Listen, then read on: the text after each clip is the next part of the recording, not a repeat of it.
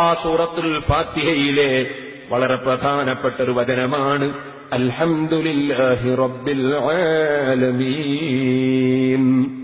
ഇവിടെ എല്ലാവരും ശ്രദ്ധിക്കേണ്ട ഒരു വിഷയം ഞാൻ പല പ്രസംഗങ്ങളിലും ചൂണ്ടിക്കാണിച്ചിട്ടുണ്ട്.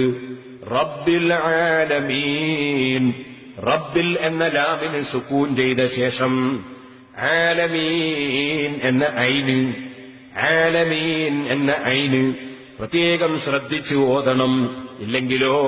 ഇല്ലെങ്കിൽ ഐനുണ്ടാകൂല, ലാമിനൊരു ശബ്ദമായി മാറും. എങ്ങനെ? അൽഹംദുലില്ലാഹി റബ്ബിൽ ആലമീൻ. ചില ആളുകളെ ഓതൽ അങ്ങനെയാണ്, റബ്ബിൽ ആലമീൻ. ലാമിന് ഒരു ശബ്ദ കൊടുത്തിട്ട് രണ്ട് ലാമാക്കി ഓതുകയാണ്, ഐന് നഷ്ടപ്പെട്ടു പോവുകയാണ്. അപ്പോൾ നിസ്കാരം ബാത്തിലാവുകയാണ്. അതുകൊണ്ട് അൽഹംദുലില്ലാഹി റബ്ബിൽ ആലമീൻ, റബ്ബിൽ എന്ന ലാമിന് സുക്കൂൻ ചെയ്തിട്ട് ആലമീൻ എന്ന ഐന് പ്രത്യേകം ശ്രദ്ധിക്കണം. അൽഹംദുലില്ലാഹി റബ്ബിൽ ആലമീൻ. ഇതുപോലെ ഒന്നുകൂടി ശ്രദ്ധയിൽപ്പെടുത്തട്ടെ. അർറഹ്മാനിർ റഹീം, അവസാനം ഒരു മീമുണ്ട്. മാലികി യൗമിദ്ദീൻ, അതിന്റെ തുടക്കത്തിലും ഒരു മീമുണ്ട്. അപ്പൊ അർറഹ്മാനിർ റഹീം എന്നോതിയിട്ടൊരു ശ്വാസമെടുക്കണം. ശ്വാസമെടുത്തിട്ട് മാലികി യൗമിദ്ദീൻ എന്നോദണം. ഓരോ ആയത്തിന്റെയും ശേഷം ഒന്ന് ശ്വാസമെടുത്തിട്ട് രണ്ടാമത്തെ ആയത്ത് ഓതുന്നതാണ് പുണ്യം.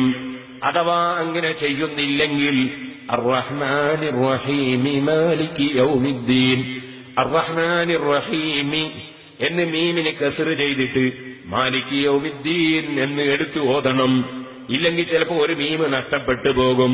അർറഹ്മാനിർ റഹീം മാലികി യൗമിദ്ദീൻ, ഒരു മീമ് നഷ്ടപ്പെട്ടു പോയി, നിസ്കാരം ബാത്തിലായി പോയി. അവിടെ സൂക്ഷിക്കണം. ഇതുപോലെ ഞാൻ പറയട്ടെ, ഗൈറിൽ മഗ്ദൂബി അലൈഹിം വലദ്ദാല്ലീൻ,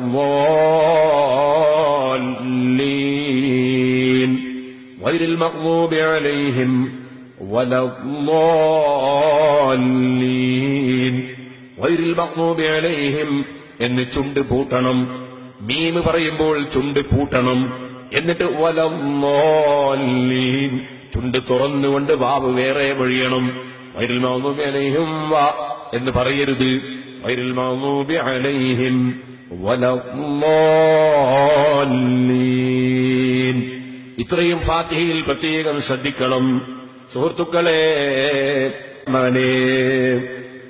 ആ സൂറത്തുൽ ഫാത്തിഹയിലെ വളരെ പ്രധാനപ്പെട്ട ഒരു വചനം